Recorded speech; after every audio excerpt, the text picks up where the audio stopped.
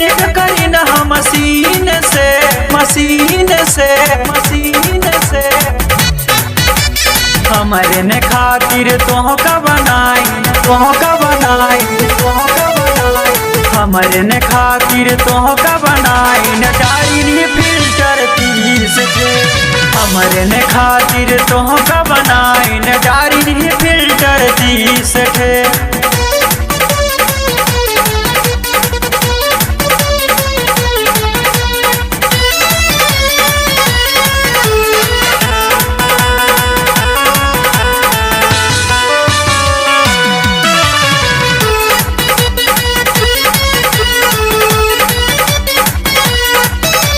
फुल्ले brightness Deen ही काम बड़ा चौचकू की सुना हो ब्यूटी के फुल पावर लेफ्टी भी बेग सही कहीं फुल्ले ब्राइटनेस दीन ही काम बड़ा चौचकू की सुना हो ब्यूटी के फुल पावर लेफ्टी भी बेग सही कहीं आईफोन के बॉडी पाए कमी ही कौने चीज के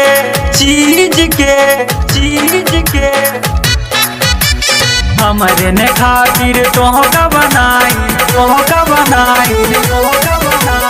हमारे ने खातिर तोहका बनाई न डायरी फिल्टर 30 के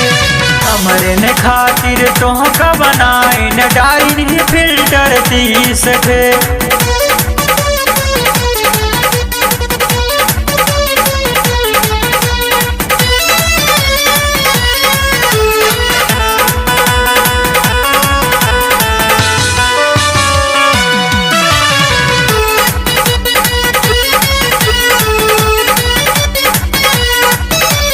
कोई गए वायरल ज्यादा हो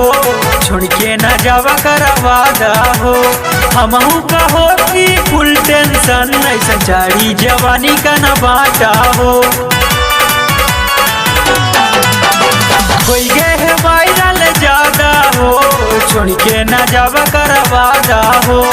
हमहू कहो कि फुल टेंशन ऐसा चारी जवानी का न बाटा हो ट्रेंडिंग में है तू रानी तू ता देते है चुम्मा रील में